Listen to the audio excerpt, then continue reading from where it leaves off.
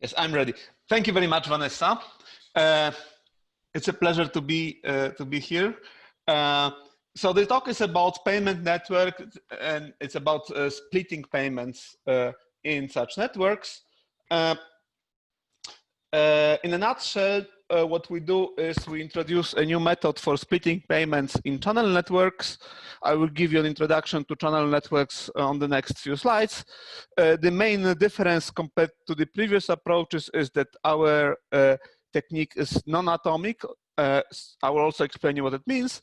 And we have a protocol called Ethna that realizes this. We prove security of this protocol, and we have a prototype implementation. And the paper is available on ePrint. So the outline of the talk is I will first start with some introduction. I will go rather quickly through it because I'm assuming that most of you are familiar with this topic, in particular with the payment networks. In fact, already today, Lefteris gave a nice introduction to this. And then I will tell you what we construct, so what is the specification of our problem, and then how we do it. So payment channels, as we already had today, are a way to deal with scalability issues on the blockchain. So payment channel is an abstract object between two parties, say Alice and Bob, that is established on the blockchain, and it allows these two parties to do transactions with each other without posting the transactions on the blockchain. So in more detail, it looks like this. It usually starts like this, that Alice and Bob deposit some amount of coins XA and XB into the channel. And then this happens on-chain. So this requires interaction with the blockchain. And then they can change the balance. So by the balance, I mean this XA and XB. They can change it arbitrarily as long as the sum doesn't change without informing the ledger about this. So this is done off-chain, as we call it.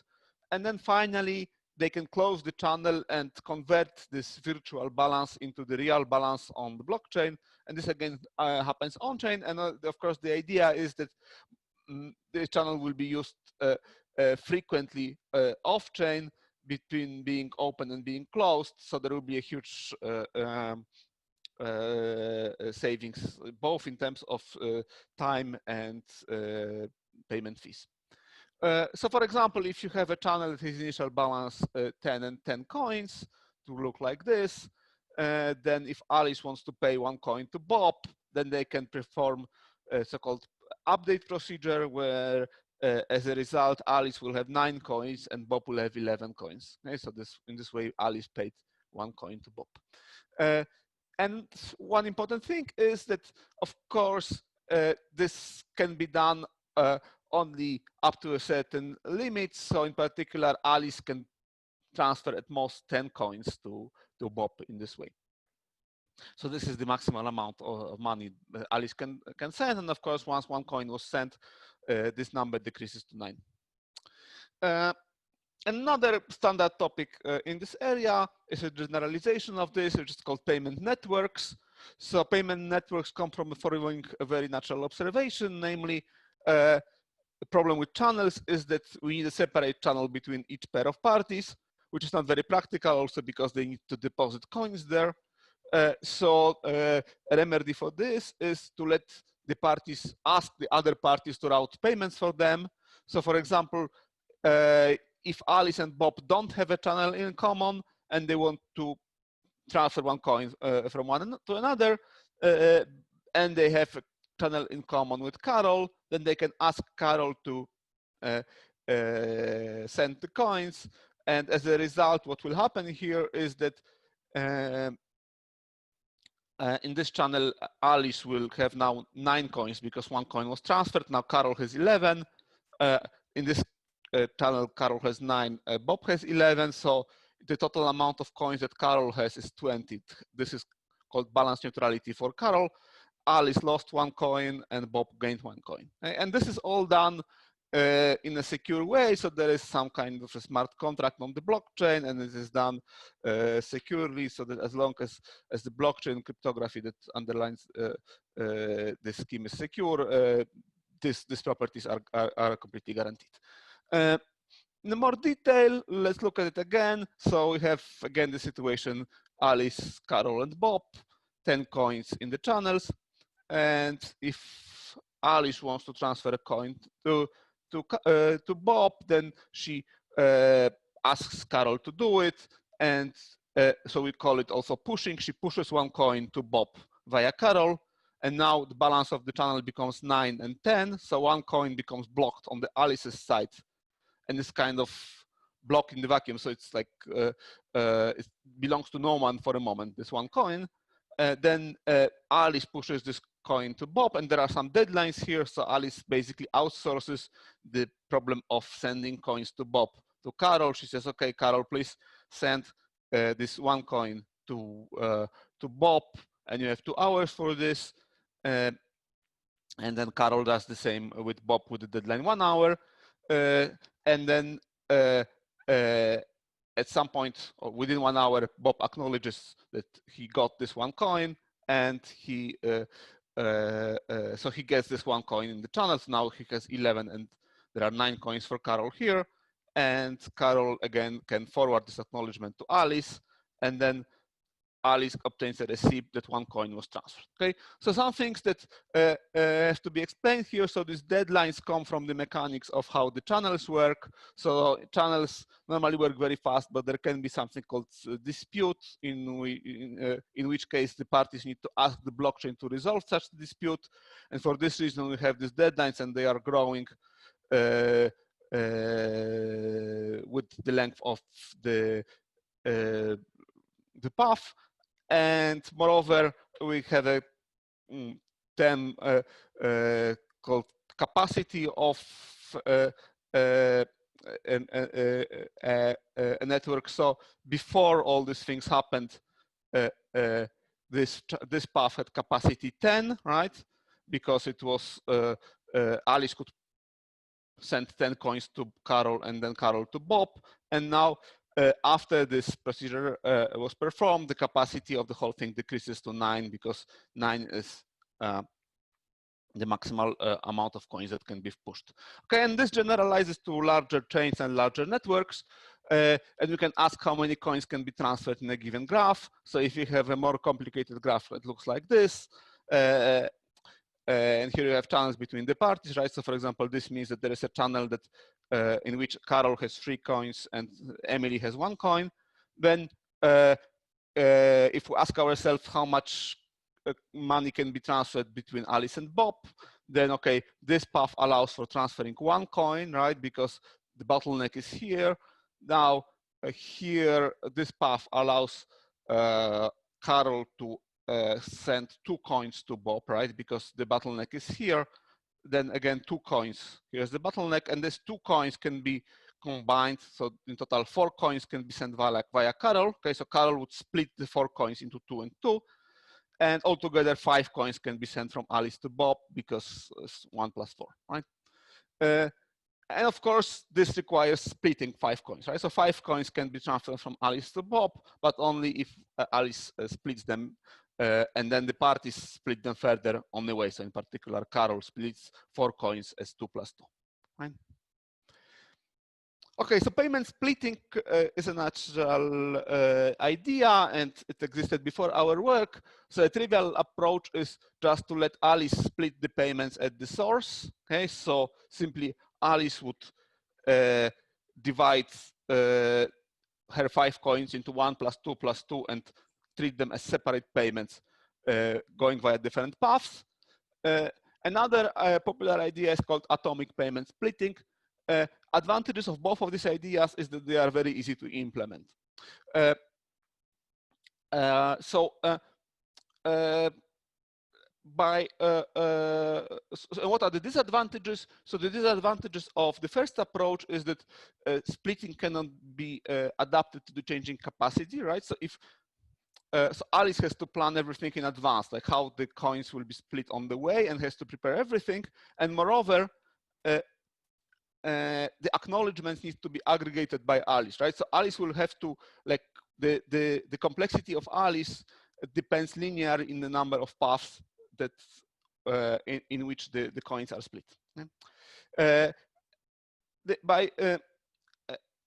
atomic payment splitting, we mean payment splitting that is done in such a way that it can be done spontaneously in the graph by the parties. And so the parties can, so Alice doesn't need to be aware of like splitting coins, how they are split on the way. But this payment splitting is atomic, meaning that either all the payments go through or none of them. Okay, so if, for example, here we do atomic payment splitting like this, then if something didn't work on this path, for example, then nothing will work at all. And what are the drawbacks of this? So the first drawback of atomic payment splitting is that every path, the coins remain blocked in every path for the whole procedure. So everything needs to be blocked for as long as the whole procedure happens. And the success of given payment depends on all the intermediaries. So if there is one problem in the graph, then nothing will go through. And there is a deadlock problem that I will describe on the next slide. So how does this problem look like? So suppose we have a graph as follows. We have Carol, Dave, Bob, Alice, and Emily. And Carol wants to send 2 coins to Bob, and Alice wants to send 2 coins to Bob. So if you look at this graph, then there is enough capacity in the network for one of these payments to happen, right? So Alice could, for example, split her. So I didn't draw the amounts of coins on the right side because they are irrelevant, so only on the left side. So here, Alice could split her 2 coins into 1-1, and then ask Dave and Emily to send them to Bob. Carol could do the following, the same. So one of them could do it, but of course, if one of them does it, once one of them does it, then there is not enough capacity for the other one. Now, if we do it atomically, then what can happen is if they do it simultaneously, then Carol would send 1 coin to Dave, and Alice would send 1 coin to Emily. Then these coins would be forwarded to Bob. And now there is not enough capacity for none of these payments to complete, right? So if Carol now wants to pushes 1 coin to Emily, then Emily cannot handle this because this is already exhausted, and the same here, right? So none of the payments happen. Okay? So there was enough capacity for one of them to happen, but they cannot happen simultaneously, and they kind of block each other.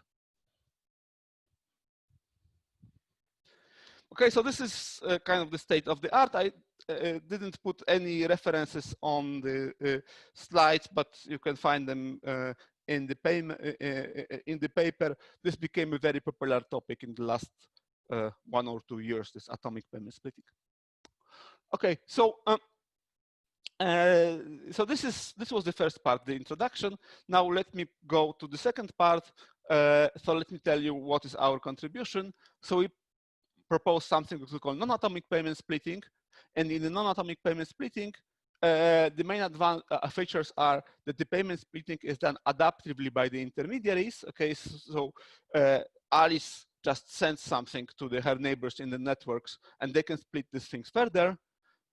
And it's okay if not all coins are transferred. Okay, so it's like this, that maybe I'm Alice, I ask Carol to send some money further to Bob, and I don't care how she sends it, and I don't even care if all the money is transferred. I just want Carol to push as many coins as possible in the direction of Bob. Why is it interesting? So first of all, it's okay often that the payment doesn't happen at once, right? So some payments can be transferred in installments, and it's still okay. So maybe I have some money to send to Vanessa, and the money should arrive by tomorrow, but we don't really care if it happens atomically. We can maybe send half of it, or try to send it all and succeed with half of it now, and wait 1 more hour, and so on. And sometimes we also have scenarios where the amount of goods that are delivered are proportional to the amount paid. So for example, in BitTorrent, when you have many people sharing the same file, we could imagine BitTorrent with payments where I would pay for exactly the amount of data that I downloaded, or the other way around, I would pay some amount, and proportional to this amount, I would get some packages sent to me. So how would it work? How does it work in more detail? So here we have the same graph as before: Alice, Bob, and the intermediaries Carol, Dave, Emily, and Fred. And Alice wants to send 10 coins to Bob. So she would push, say, 1 coin to Dave, 9 coins to Carol, setting some deadlines for this.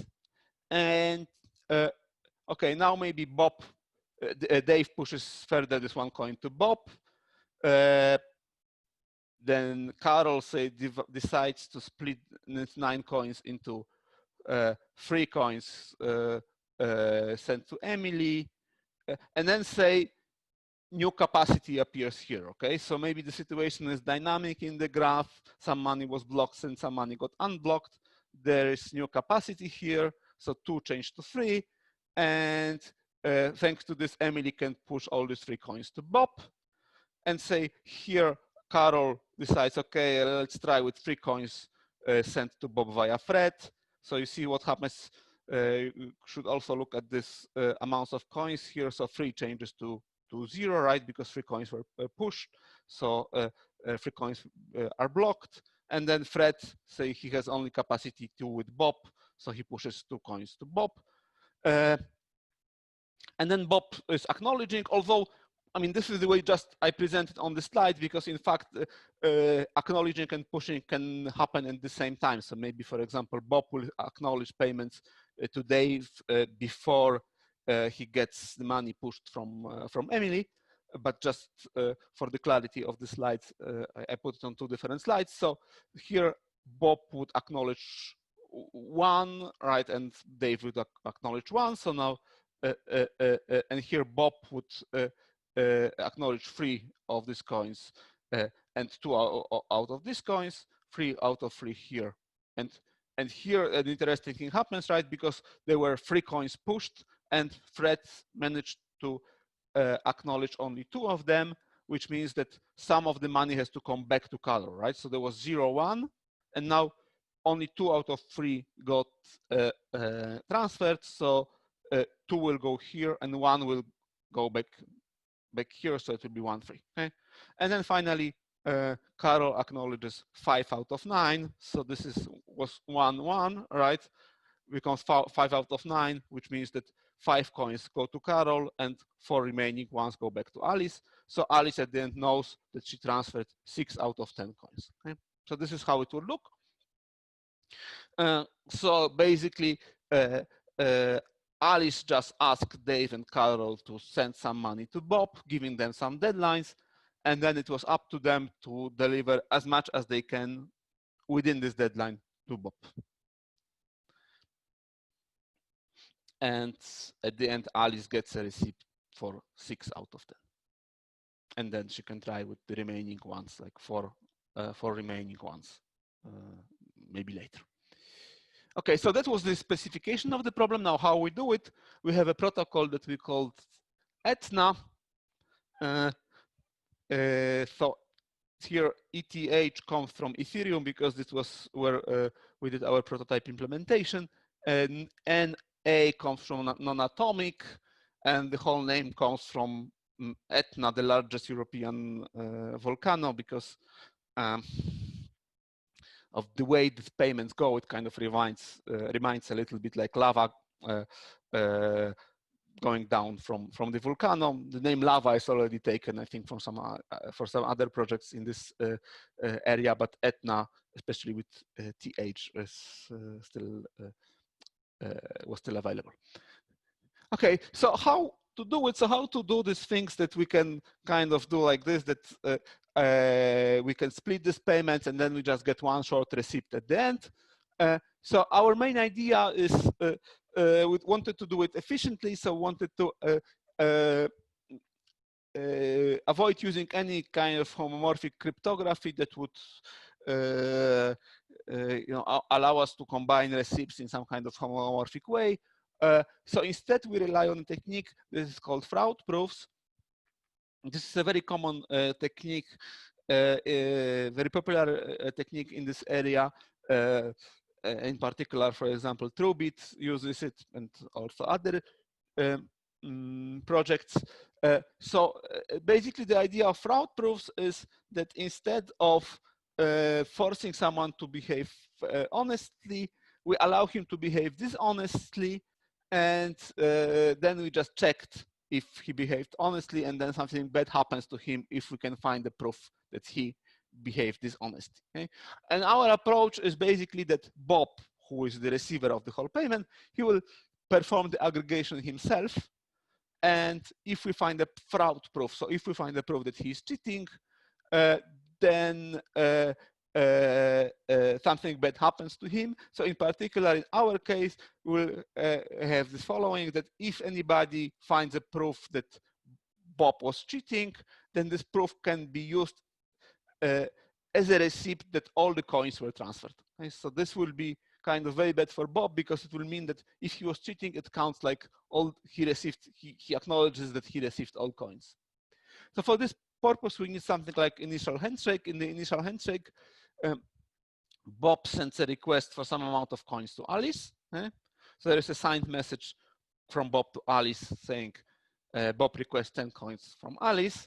And there will be also some other information, like maybe what is the purpose of this payment, and also some timing information, like some deadlines for this payment. And this signed message, together with the fraud proof from the previous slide, will serve as a receipt that all the money was received by Bob.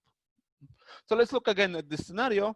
So this is the beginning, right? There was Alice and Carol, and Alice wants to transfer 10 coins. So she, say, pushes 9 coins via Carol, and then Carol pushes it further, and say at this point, Carol found a fraud proof. So she found a proof that Bob is cheating. I haven't yet told you how this proof looks like, but let's say we have something like this. Okay, so we have a proof that Bob is cheating. So now, if Carol presents a fraud proof that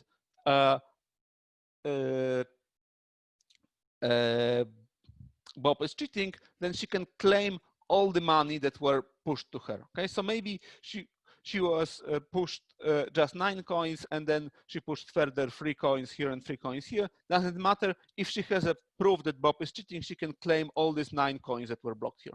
Okay?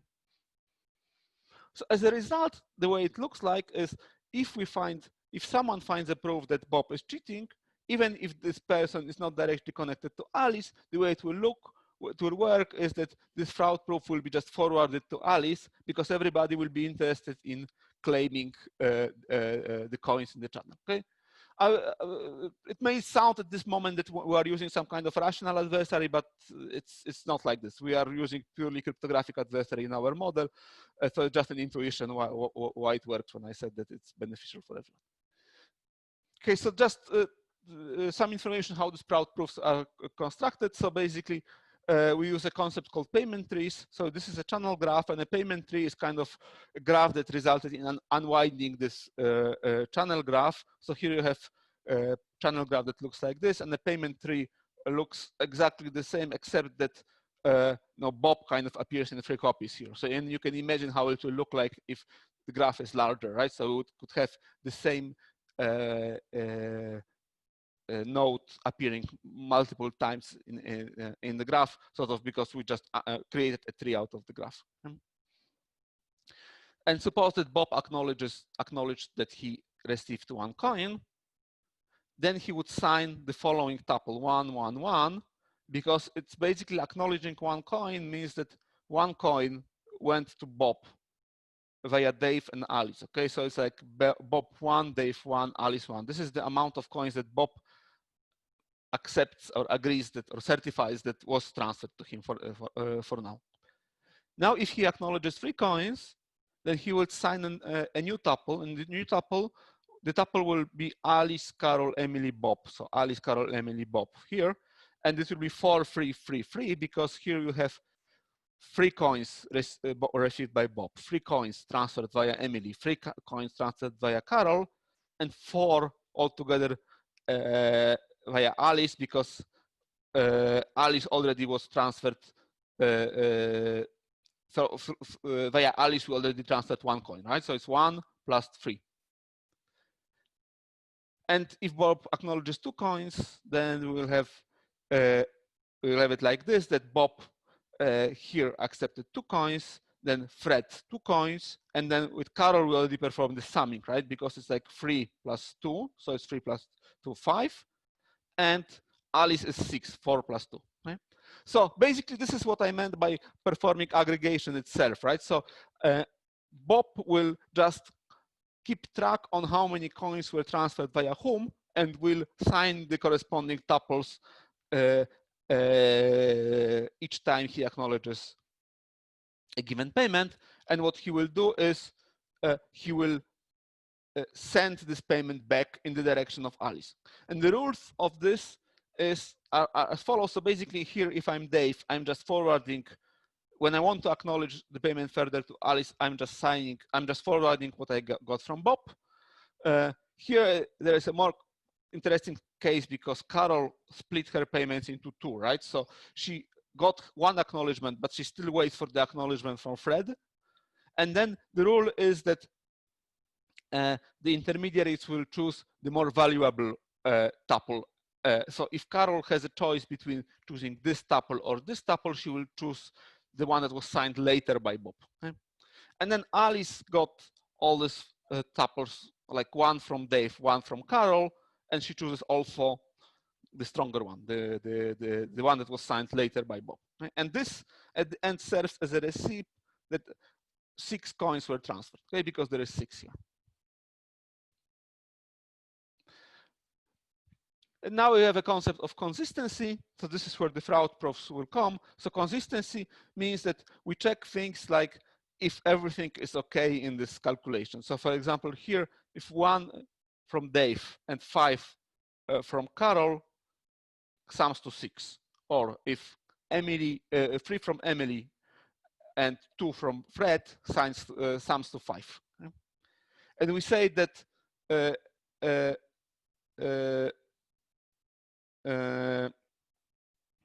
sorry, it should be inconsistent. We say that a set of signed tuples like this is inconsistent if we have not equality here, but if there is something, if the value on the left-hand side is smaller than the value on the right-hand side. Okay? So for example, if Bob tries to cheat and performs wrong aggregation, tries to make Alice obtain a receipt for a lower value, like 5, then we will have that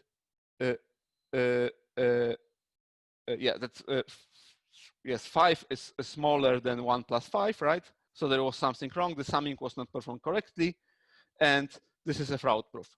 Similarly, here we will have, if he signs here 4 instead of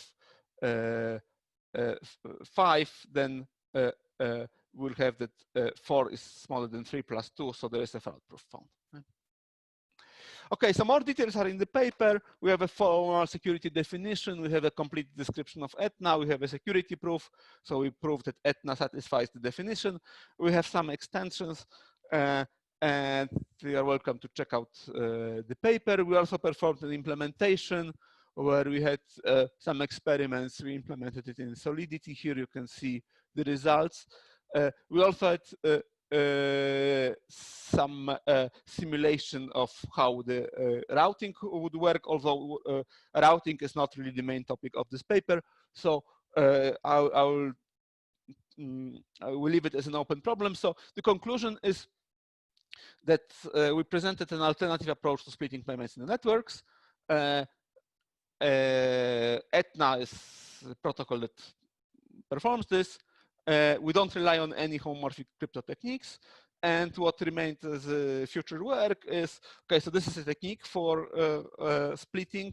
Now it would be very interesting to invent routing algorithms for this. So invent algorithms that take into account this splitting feature. We have some very simple routing algorithm for our simulations, but we feel that more work should be done here. Okay, that's all, and I'll be happy to take questions.